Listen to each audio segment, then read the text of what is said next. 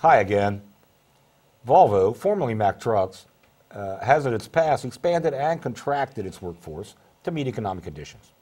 Interestingly, they are now looking at layoffs, even though the economy is continuing to grow. What do you think about that, Jim? I mean, do you think that's going to happen here? Yeah, you know, I think that in Hagerstown, and I know this is not just about Hagerstown, it's about Virginia, it's about other communities as well. But in Hagerstown, we're fortunate with Volvo that they have some really state-of-the-art type stuff that they're doing. They're ahead of some of the EPA things on these engines that they're manufacturing. They've got a lot of positives. And they just finished a large expansion of their plant there. They did. Yeah. But the problem is, I guess in my mind, the general economy doesn't necessarily deal with their market share, and I don't know what I don't know what the average mean time between replacing trucks is. You know, trucks go 1 million miles or more, right?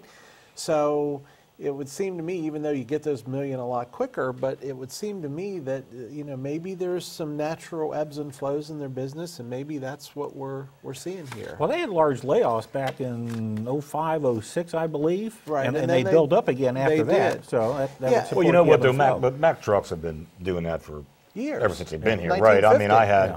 a brother-in-law who worked there, got laid off.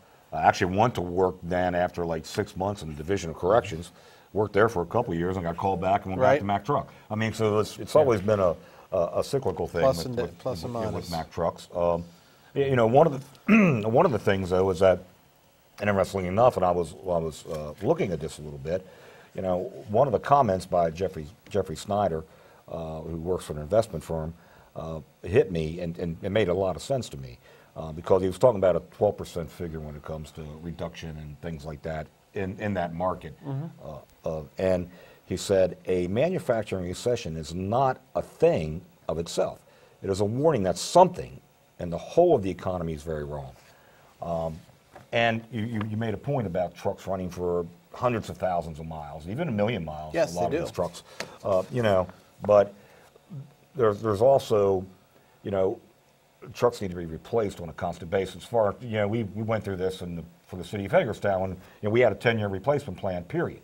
I mean, we were going to replace vehicles no matter what after that amount of time because things continually to go wrong with them after that. But the other issue that you have to look at, and I mean, again, I know these guys are focused on because number one, they've done this many times in the past, and number two, they're large employers, so they're going to get, they're going to get the magnifying glass. But his market share, if for whatever reason, International or one of the other truck manufacturers or engine manufacturers is getting more market share than Volvo, there might not be anything wrong with the economy. It's just that for whatever reason, Right. Volvo right now And is... it might not be America's economy. Exactly. It could be Russia's economy and places like that. You just don't know.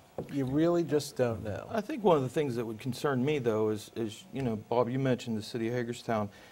We had people in place that figured out when we needed to replace things, and we were very good at it. It amazes me that on one end you've got a huge company that has very educated people trying to figure out the market, and somehow, in my opinion, they missed it. They missed the boat. A few months ago, they're getting multi-million dollars for an expansion, and now they're going to lay off a quarter of their workforce. But the market is fickle, I mean, And that's in Virginia, by the way. That is Virginia, Right, right? yeah. But the market is fickle. The population is fickle. I mean, who would have guessed? And not to go back into politics, but who would have guessed that Donald Trump would be where he is today, given all of the things he said? Any other politician would be back home licking his wounds, and this guy's riding high on the polls. Why? I have no idea. So, I mean, you can't, it's about why does product A win and product B lose? Okay? Who knows? Well, one thing it can't be Volvo's work model because, they've done tremendous things there to reduce cost. The local plant itself is now, put in solar already, and is now doing like a mini solar farm on the front portions of that property off Pennsylvania Avenue. So, they have the right model, and they've been working it the right way.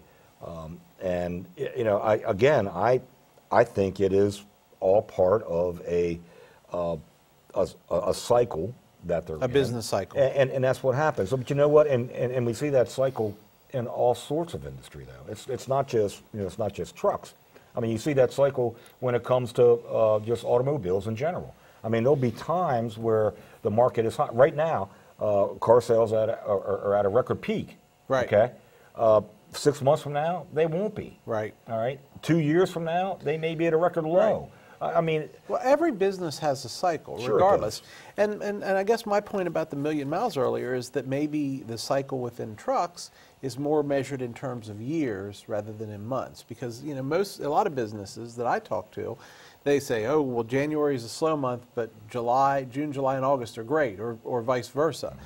Maybe the cycle within the truck manufacturing business is measured in years, not in months. well, but if it is, then as I would allude to what Forrest said, then they should know that. Well, they should. And they, you know, And I'd also, But maybe they do. you don't do a multi-million-dollar expansion. But just maybe to- they do. But to do you lose think? people. Now, let me ask you something. Let's talk about his smart minds theory. That smart minds are deciding all this. Do you think that the smart minds are going to come up and say, and by the way, you know, we're 3 years into what's usually a 5-year cycle, so in 2 years, you boys get ready because we're going to lay about a quarter of you Yeah, off. that's entirely possible.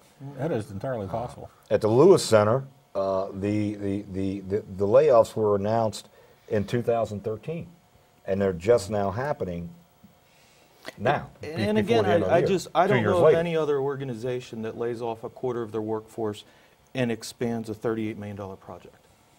That just doesn't make sense to me. Yeah. I mean, if you need to lay off a quarter of your workforce, is a $38 million expansion, is now the time for that? Well, yeah, you know, I don't have a problem with that because in business, you can, you know, you have multiple lines, multiple businesses that you work in.